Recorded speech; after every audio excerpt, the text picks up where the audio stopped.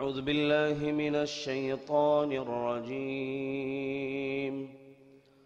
بسم الله الرحمن الرحيم.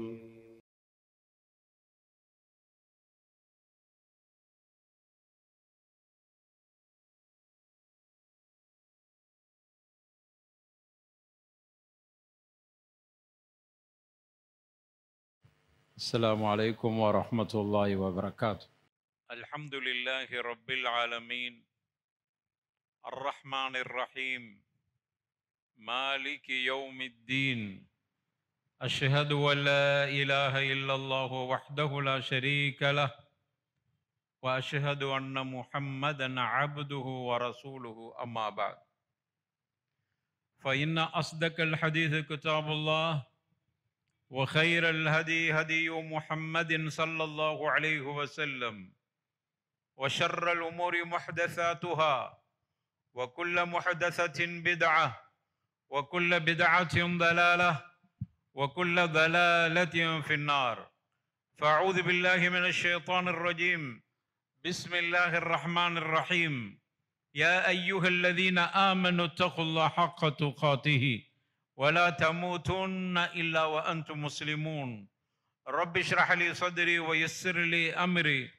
واحلل عقدة من لساني يفقه قولي اللهم صل على محمد وعلى آل محمد كما صليت على إبراهيم وعلى آل إبراهيم إنك حميد مجيد اللهم بارك على محمد وعلى آل محمد كما باركت على إبراهيم وعلى آل إبراهيم إنك حميد مجيد. எல்லா புகழும் புகழ்ச்சியும் ஏக இறைவன் அல்லாஹ் ஒருவனுக்கே சொந்தம்.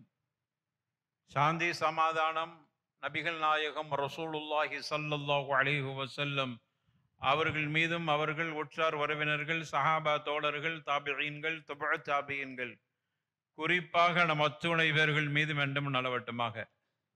அன்பான சகோதரர்களே, பெரியவர்களே, தாய்மார்களே, இன்றைய குத்பா பேருரையின் தலைப்பு வாரிசுரிமையில் அநீதி. இஸ்லாமிய சமூகத்தை பொறுத்தவரையில் வாரிசுரிமை சட்டம் அல்லாஹுவால் உருவாக்கப்பட்ட சட்டம். அதனால்தான் அது நேர்மையுடனும் நீதியுடனும் சரியாக உரியவர்களுக்கு பங்குகளை வழங்குகிற மாதிரியான ஒரு சட்டமாக இருக்கிறது.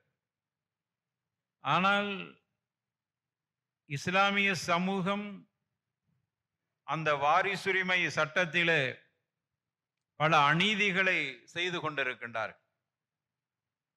குடும்ப கட்டமைப்புகளை உடைக்கிற மாதிரியாக பாக பிரிவினை விஷயத்தில் நடந்து கொள்கிறார்.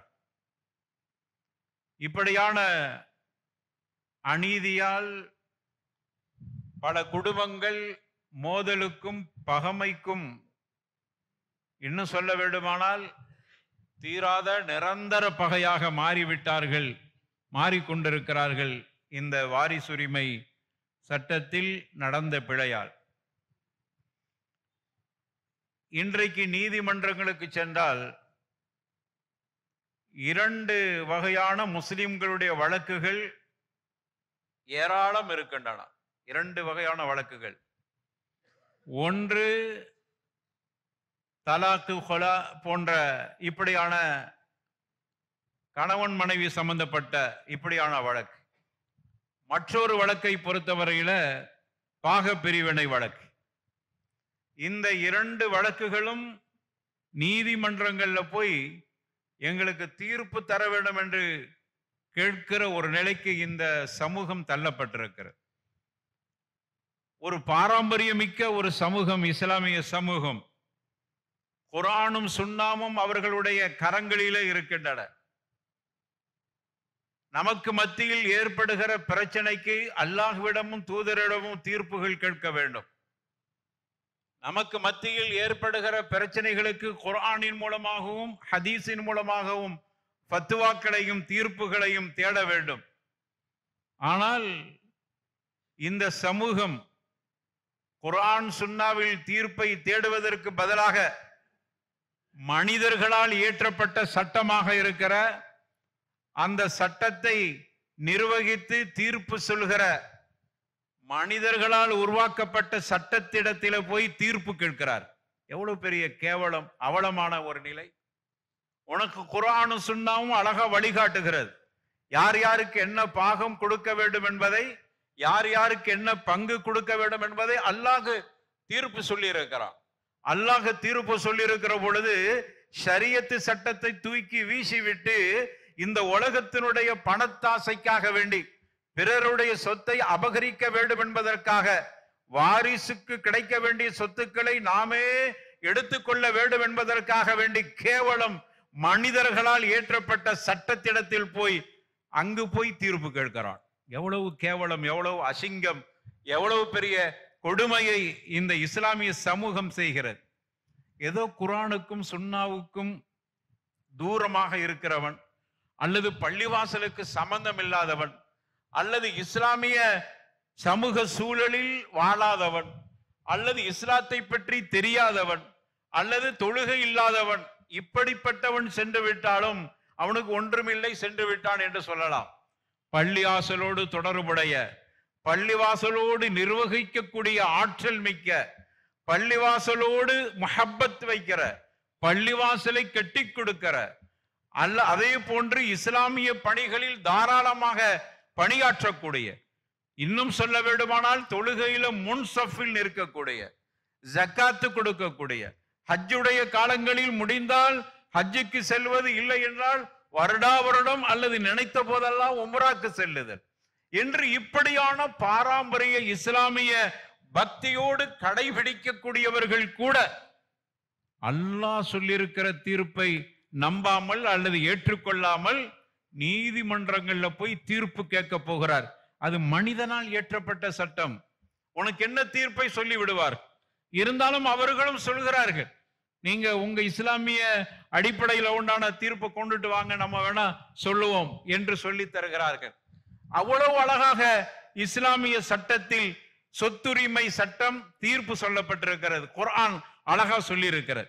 அதை கடைபிடித்தால் இந்த நிலை வந்திருக்காது. அப்ப இதற்கு காரணம் பணத்து மேல் ஆசை. அதனால உன்னுடைய குடும்ப உறவுகள் சிதைந்து போகின்றது. ஒருவர் பாதிக்கப்படுகிற பொழுது அவர் உன் மீது பகை கொண்டு விடுகிறார். ஒரு தாய்க்கும் தந்தைக்கும் பிறந்த பிள்ளைகளுக்கு மத்தியில் பகை, சொத்தால் பகை.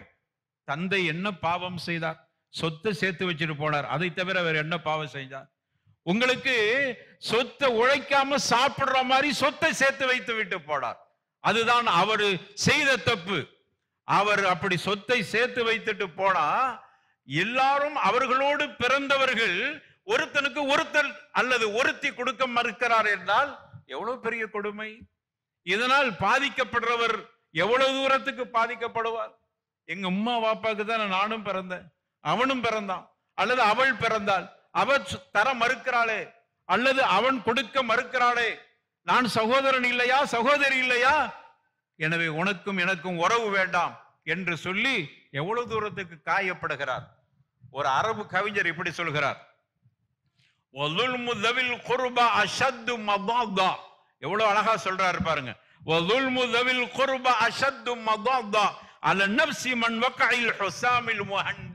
என்று சொல்லுகிறார். இந்தியாவுடைய வாள் கூர்மையான வாள்.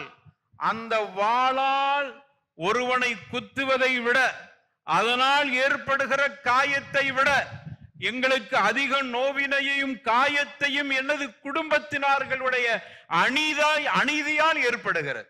பாகப்பிரிவிட சம்பந்தமாக ஒரு பாதிக்கப்பட்ட ஒரு அரபு கவிஞர் பாடுகிறார். இந்தியாவினுடைய வாள் அந்த காலத்தில் கூர்மையான ஒரு பேர் போன ஒரு வாள். அப்படியான வாளின் மூலமாக என்னை அறுத்தால் ஏற்படுகிற, என்னை குத்தினால் ஏற்படுகிற காயத்தை விட எனது குடும்பத்தினர்கள் எனக்கு சேர வேண்டிய சொத்தின் பங்கை தராமல் எங்களுக்கு அநீதம் செய்கிறார்களே, அது அதை விட பெரிய காயமாக இருக்கிறது என்று ஒரு அரபு கவிஞர், பாதிக்கப்பட்ட கவிஞர் இப்படி பாடியிருக்கிறார். எனவே அதே மாதிரியான நிலைதான் இன்னைக்கு சமூகத்தில் ஏற்பட்டு கொண்டிருக்கிறது. இஸ்லாம் அழகா சொல்லுது, ஒருவர் மரணித்து விட்டால் மரணித்தவுடன் அவர்கிட்ட இருக்கிற சொத்தில் முதல்ல அவர் ஜனாசாவுக்கு தேவையான செலவினங்களுக்கு அதிலிருந்து பணம் எடுத்தல். இரண்டாவது, மரணித்த நம்முடைய தந்தை அல்லது தாய் யாருக்கிட்டையாவது கடன் பட்டிருக்கிறான்னு பார்த்து அந்த கடனை அடைத்தல் அல்லது அதுக்கான ஒரு மன்னிப்பை கேட்டுக்கொள்ளுதல்.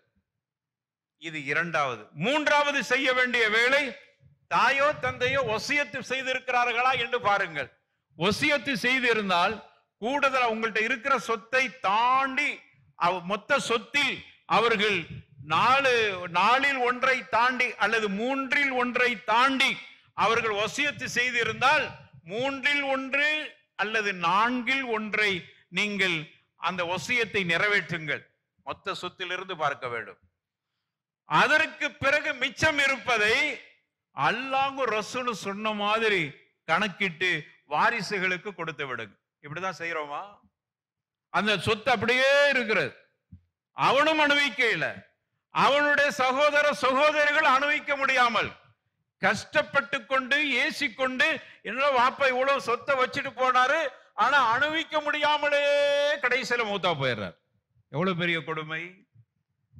ஆக இஸ்லாம், நீங்கள் சொத்து பாகத்தை பிரியுங்கள்.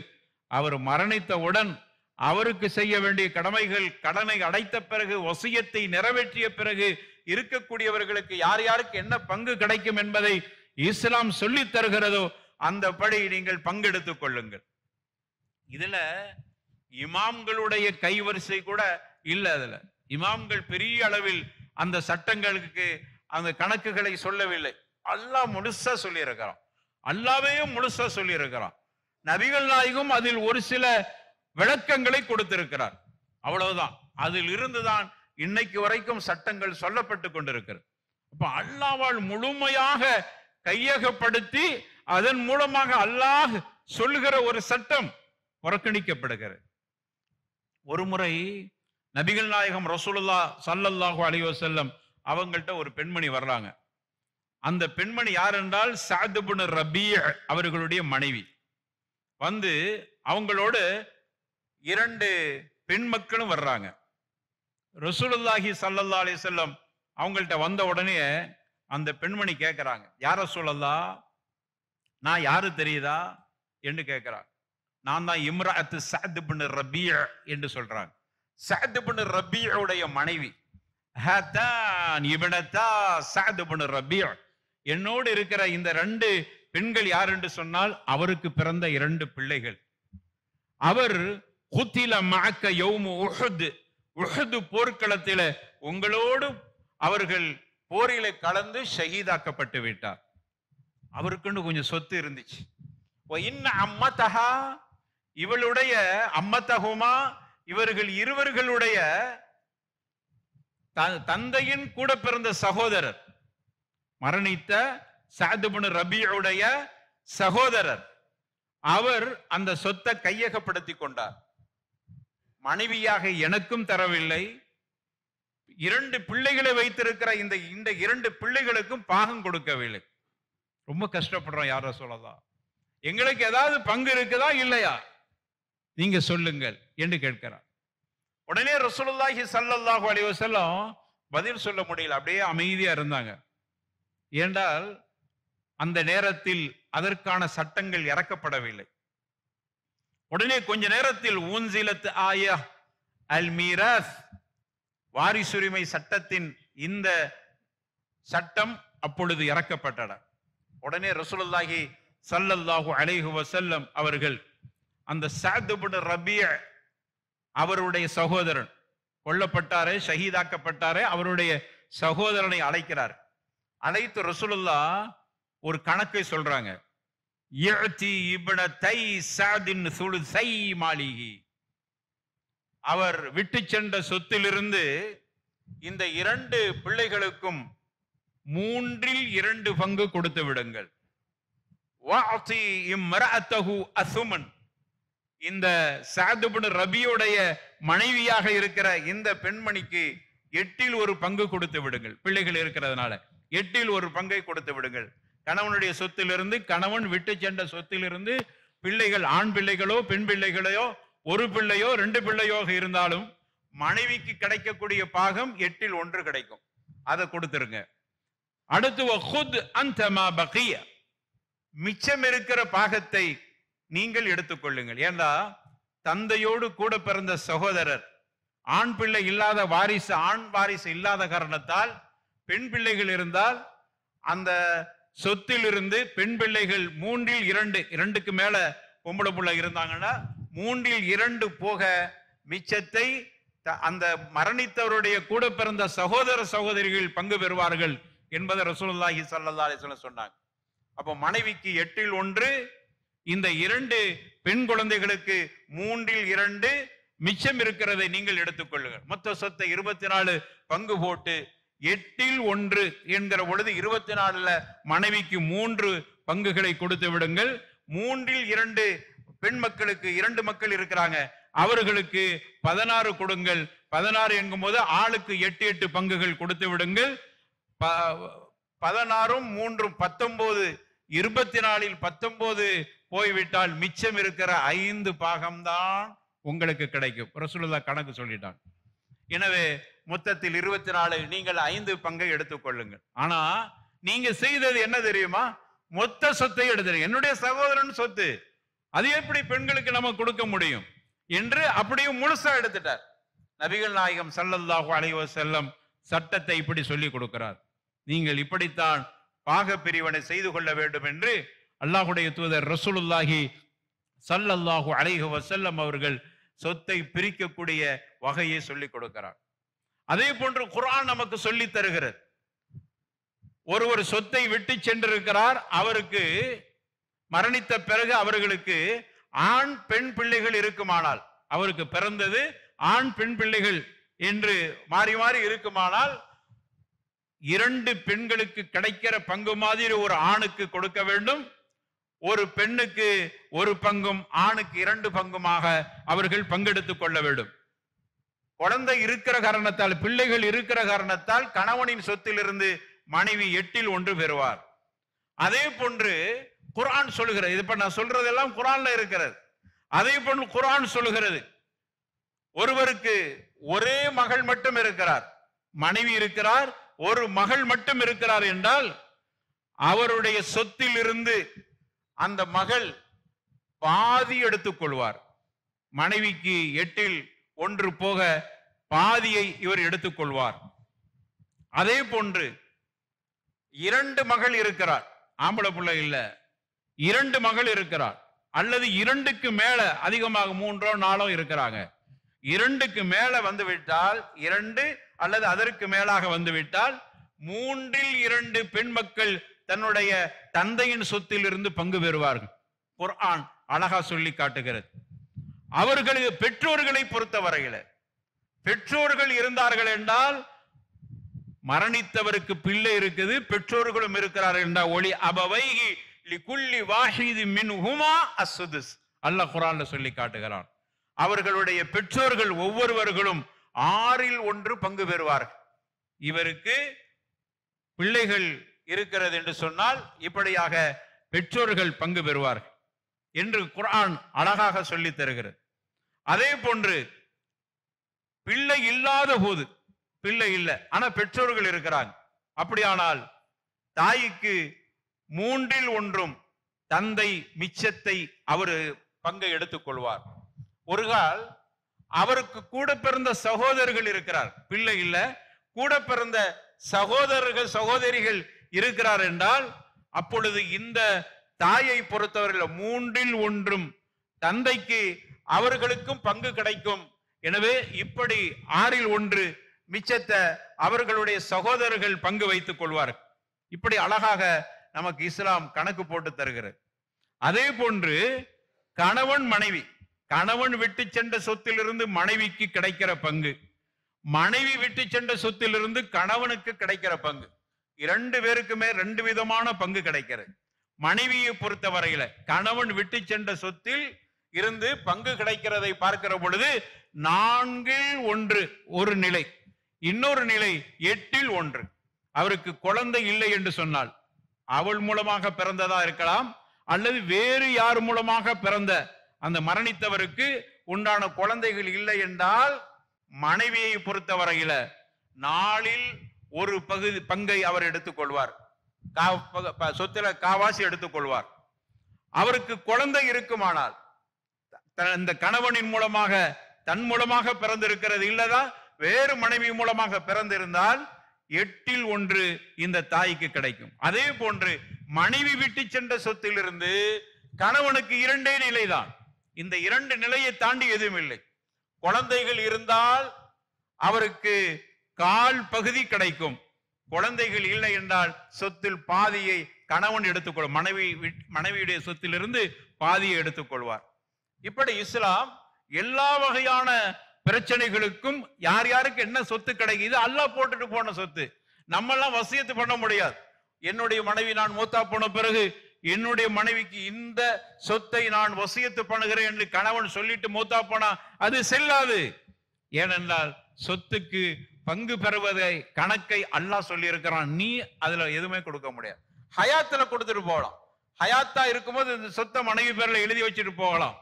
ஆனால் நான் என்னுடைய மரணத்திற்கு பிறகு இந்த சொத்துக்கள் எனது மனைவிக்கு என்று கணவன் எழுதி வைத்து விட்டு மரணித்தால் அது செல்லாது.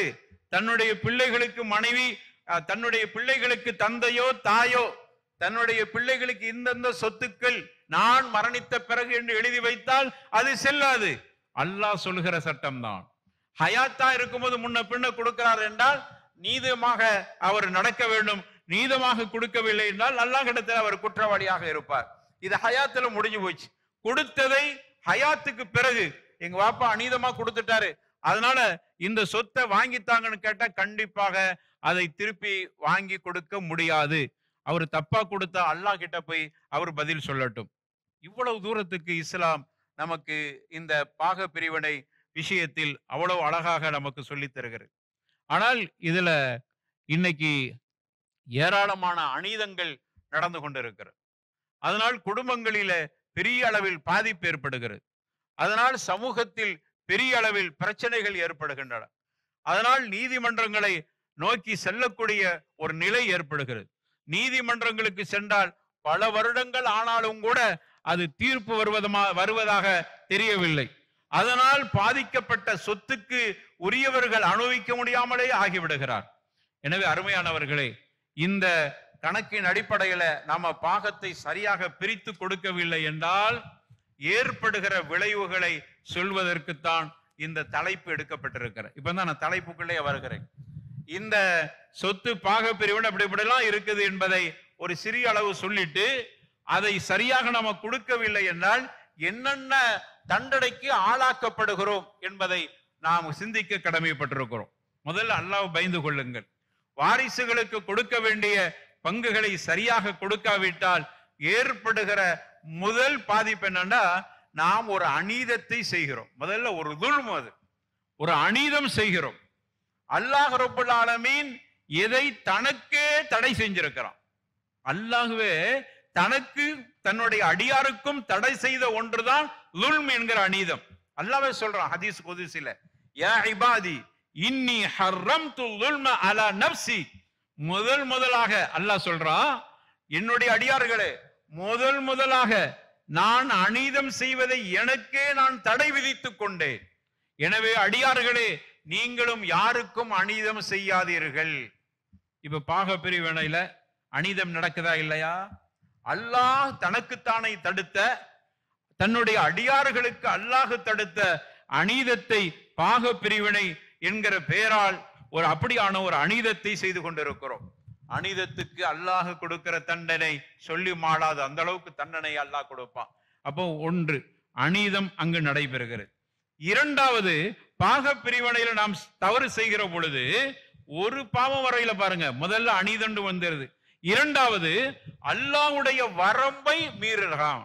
ஹுதூதுல்லா, அல்லாஹ் ஒரு ஹுதூத போட்டிருக்கிறான், அல்லாஹ் ஒரு வரம்பை சொல்றான், அல்லாஹ் ஒரு கணக்க சொல்றான். அதை சொல்லிட்டு அல்லாஹ் தில்க ஹுதூதுல்லாங்கிறான் அல்லாஹ்வே. இப்படி எல்லாம் பாக பிரிவினை சொல்லிட்டு நீங்க யாரும் ஏன் இப்படி பாக பிரிவினை சொல்லி இருக்கிறான் என்று யாரும் கேட்க முடியாது. அதனால அல்லாஹ் சொல்றான் தில்க ஹுதூதுல்லாஹ், இது அல்லாஹ்வுடைய வரம்பு, நான் போட்ட கணக்கு. எனவே யாராகிலும் சரி, என்னுடைய என்னுடைய வரம்பை யார் மீறுகிறார்களோ ஃபஉலாயிக ஹுமுல் ஸாலிமூன், அவர்களெல்லாம் அநியாயக்காரர்கள். அடுத்து பாருங்க, எனக்கு மட்டும் அவர்கள் பாவம் செய்யல, என்னுடைய தூதருக்கும் சேர்ந்து பாவம் செய்யறாங்க. ஒமையாசில்லாக இன்னொரு வசனத்துல சொல்றான், ஒமையாசில்லாக வரசூலா, அல்லாஹ்வுக்கும் ரசூலுக்கும் பாவம் செய்கிறார்கள், மாறு செய்கிறார்கள்.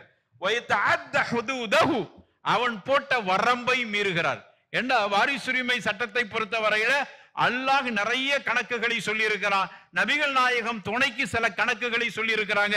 எனவே 2 பேர்களுக்கும் அவர்கள் பாவம் செய்கிறார்கள், வரம்பு மீறி விட்டார்கள். என்ன தண்டனை தெரியுமா? பாக பிரிவினை சரியா கொடுக்காமல் இருக்கக்கூடியவர்களே கொஞ்சம் புரிஞ்சுக்கிறங்க. என்ன தண்டனை தெரியுமா?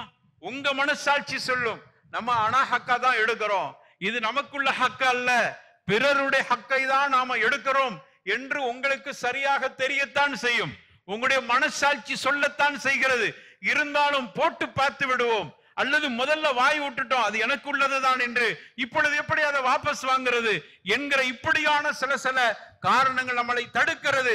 கொஞ்சம் யோசித்து பாருங்கள். இந்த வசனத்தை அல்லாஹ் சொல்கிறான், ஒமையாசில்லாஹ வரசூலா, அல்லாஹ்வுக்கும் அவனுடைய தூதருக்கும் யார் மாறு செய்கிறார்களோ, வயத்தஅத்த ஹுதூதா, யார் அல்லாஹ்வுடைய வரம்பை மீறுகிறார்களோ, யுதுகிலுஹு நாரன் காலிதன், அவர்கள் நிரந்தரமாக நரகத்திலே தங்குவார்கள்.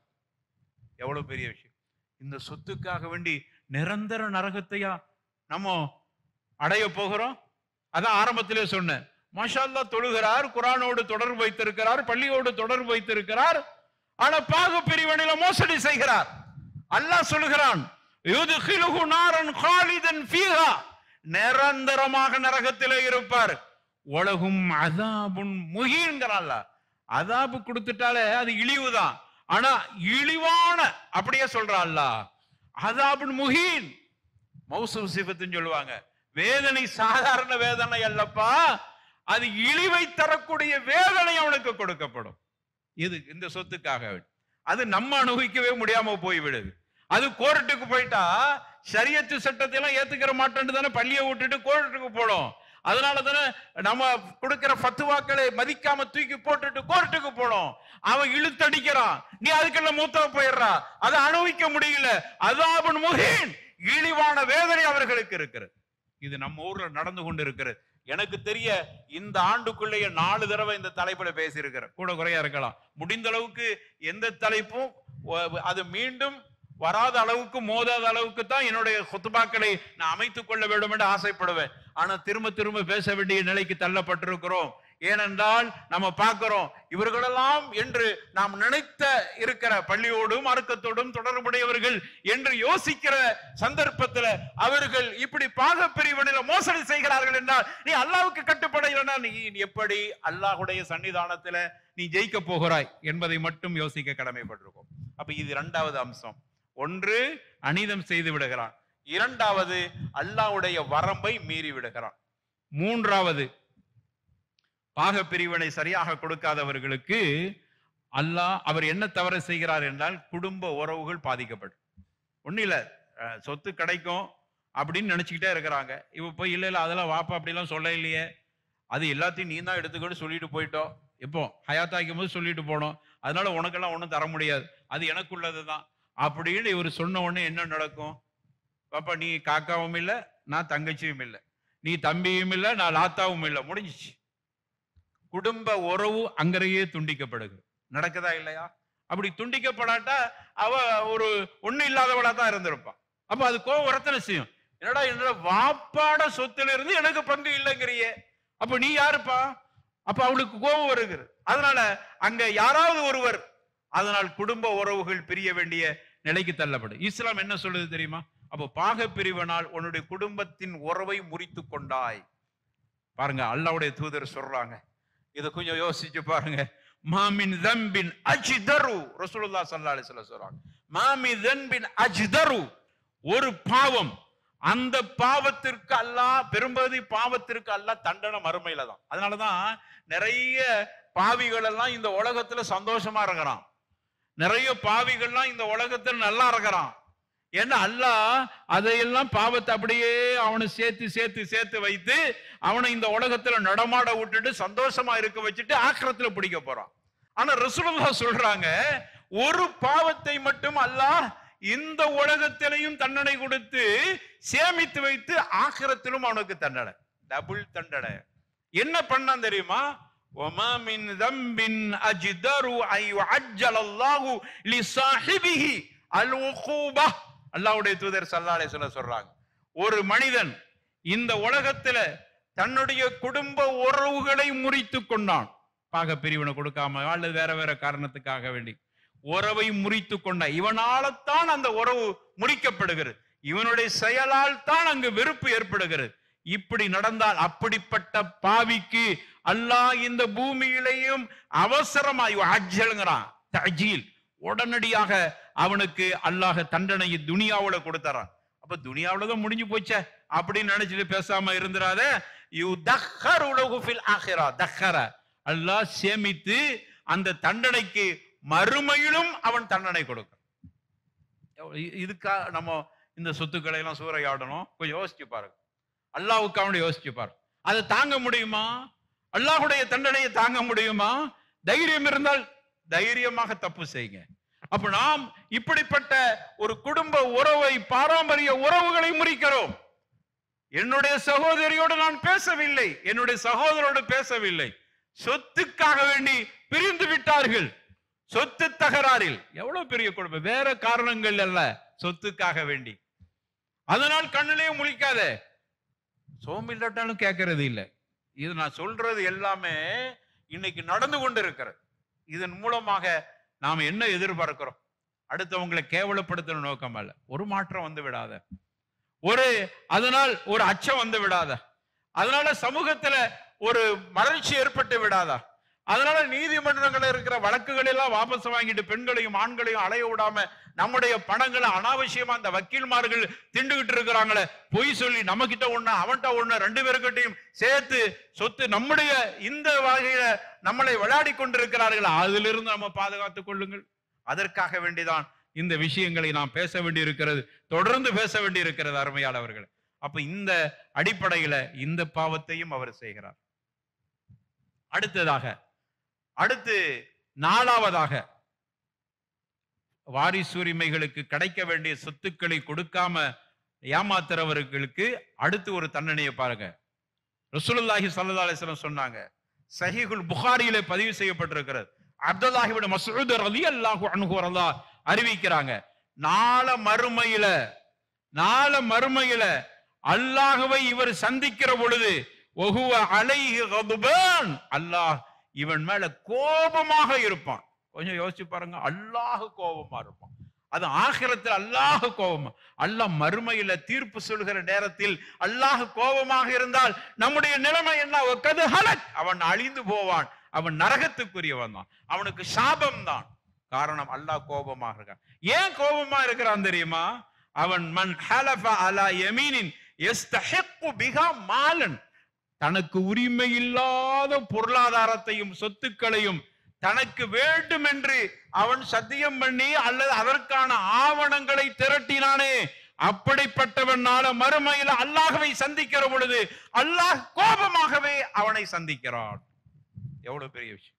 நீ திரட்டி வச்சிருக்கிறான், பாப்பா என்கிட்ட இப்படி சொல்லிட்டு போனா, அந்த கையெழுத்து இந்த கையெழுத்து எல்லாத்தையும் கொண்டு வந்து போடுறோம்.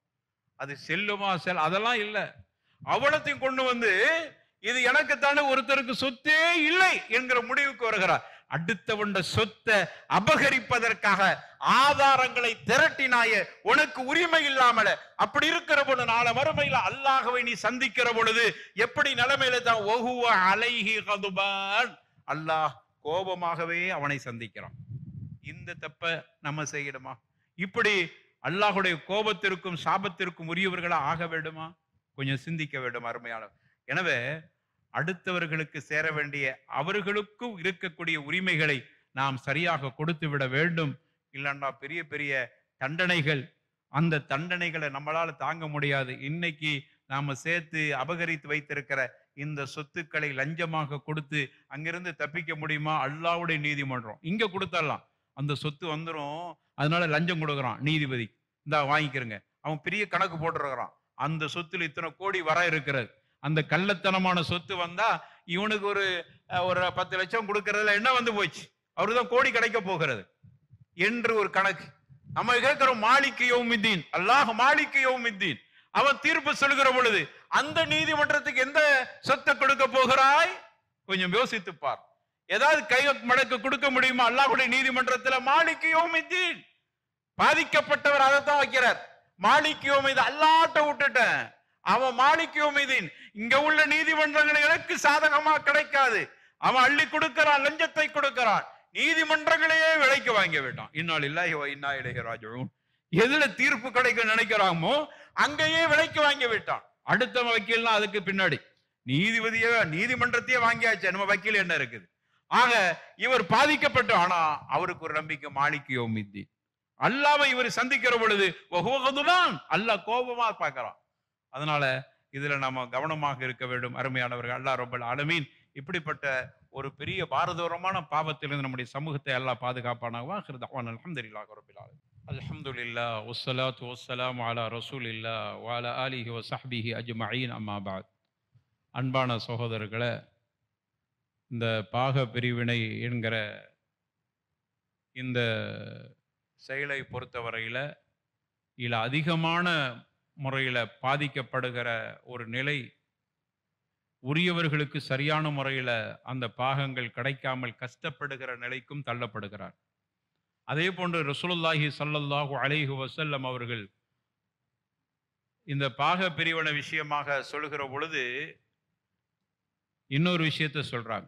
ஒரு மனிதர் இந்த உலகத்தில் தனக்கு உரிமை இல்லாத ஒரு பகுதியை ஷிப்ரன்டாங்க, ஷிப்ர் ஒரு முழம், ஒரு ஜான் அளவுக்கு ஒரு இடத்தை தனக்கு உரிமை இல்லை, அடுத்தவங்கள ஒரு ஷிப்ர் தான் எடுத்திருக்கிறார், ஒரு ஜான் எடுத்திருக்கிறார். அப்படி எடுத்திருந்தால் நாளை மறுமையில அல்லாஹ் ரப்பல் ஆலமீன் 7 நிலங்களை 7 பூமியை அவருடைய கழுத்தில் மாலையாக போடுவார். சஹீஹுல் புகாரியில பதிவு செய்யப்பட்ட செய்தி. அதை சுமர் என்று அல்லாஹ் சொல்வான். நீ இங்க அடுத்தவங்களுடைய இடத்தை, உனக்கு இல்லாதத அந்த சொத்தை சூறையாடுவதற்கு நீ முயற்சி செய்து இல்ல, இப்போ எல்லாத்தையும் எடுத்து உன் தலையில அல்லாஹ் சுமக்க வைத்து விடுவான். இது ஒரு வகையான இழிவான தண்டனை அவனுக்கு கொடுக்கப்படும். இப்படி ஏராளமான கிட்டத்தட்ட ஒரு 15-20 தண்டனைகள் அதனால் ஏற்படுகிறது. இவ்வளவு பெரிய ஆபத்திலிருந்து நாம் உடனடியாக நம்மை பாதுகாத்து கொள்ள வேண்டும். அல்லாஹ்ட்ட தௌபா செய்து உரியவர்களுக்கு உண்டான பாகத்தை உரியவர்களுக்கு கொடுத்து விட்டால் உள்ளபடியாக அல்லாஹ்விடத்துல மன்னிப்பு கேட்கிற பொழுது அவன் அதை ஏற்றுக்கொள்ள தயாராக இருக்கிறான். எனவே நம்முடைய குடும்ப உறவுகள் அந்த வகையில சந்தோஷமாக இருப்பார்கள். அப்படியான ஒரு நிலை, அப்படி யாராவது தவறாக இந்த நிலையில இருந்தால் உங்களை மாற்றிக்கொள்ளுங்கள். அல்லாஹ் ரப்பல் ஆலமீன் உங்களுக்கு எல்லா வகையான பரக்கத்தையும் அல்லாஹ் கொடுக்கும். இதுல இருந்து ஹராமான இருந்திலிருந்து வர்றதிலிருந்து உங்களை பாதுகாத்து கொண்டா ஹலாலான வாசல்கள் அல்லாஹ் திறந்து வைப்பான். எனவே அப்படிப்பட்ட வாய்ப்பை ரப்பல் ஆலமீன் நம் அனைவர்களுக்கும் தருவானாக. அல்லாஹ்வுடைய ஹுதூதுகளை பேணக்கூடியவர்களா நம்மை ஆக்குவானாகவா. அல்ஹம்துலில்லாஹி ரப்பில் ஆலமீன். வலதிக்ருல்லாஹி அக்பர். வல்லாஹு யஅலமு மா தஸ்னஊன்.